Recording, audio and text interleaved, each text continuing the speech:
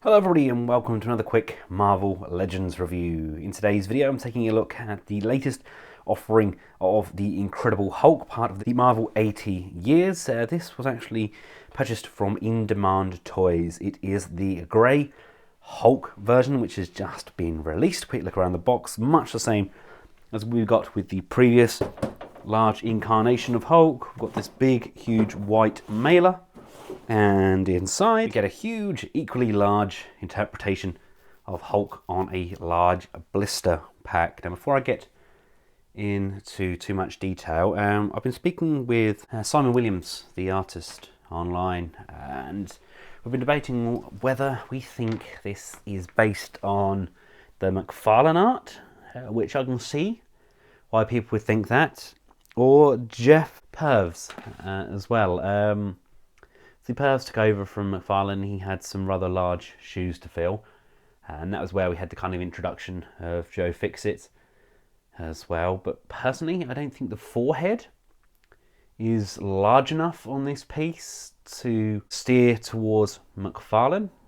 In actual fact, my actual thoughts on the piece is he's too big, too bulky to actually be the first appearance of Hulk. Initially when Hulk was drawn and he was grey, he was a much smaller, kind of less human version of Hulk, and as Bruce became kind of more accustomed to it and gained that control, that's when Hulk then became green and bigger.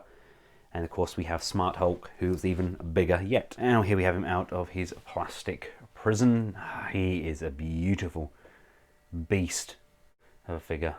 It's a great mould, done an exceptional job with it, and obviously this is just slight remoulding of that face and a new lick of paint, but it makes the world of difference. He's a big, chunky, grey beast. He's got that lovely tattered orange shirt that we got with the first appearance of Hulk, very statuesque.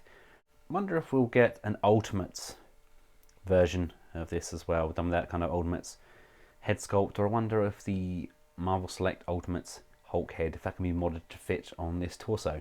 The only real downside to that Ultimates Hulk was the lack of articulation, and well, Hasbro certainly got that covered. I mean, within the space of the year we've got 3 versions of Hulk, and they all look rather different. It's just a lick of paint, different head sculpt, with the likes of our 2-pack Hulk. Yes, he's got different hands. What a difference a little bit of paint can make as well. These look like 3 very different, brutish interpretations. Getting up close and personal. Adore that animal-esque face that they've got going on there. It's very kind of distant to what we know from Hulk nowadays.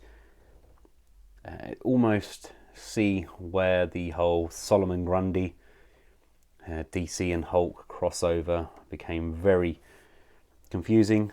It looked very similar back in the day as well. But I love this kind of almost dog-like brow section there, and that big, large eyebrow piece. Again, not really McFarlane big, but still a chunk of a brow, to say the least. And obviously the shirt is made of a rubbery textured material which can be detached, and then we can look at all of this fabulous detailing.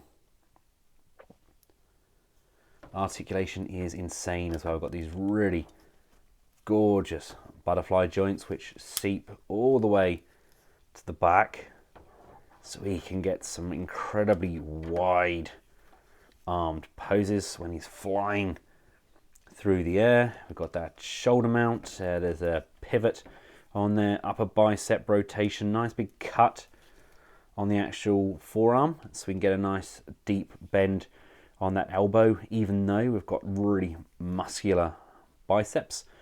Rotation on the wrist and pivot, we've got this really deep crunch forwards and back, again essential for Hulk, along with the waist rotation, forwards motion, backwards motion, out to the side, upper thigh rotation. Love these jeans with the different tones of blue with that flesh peering through.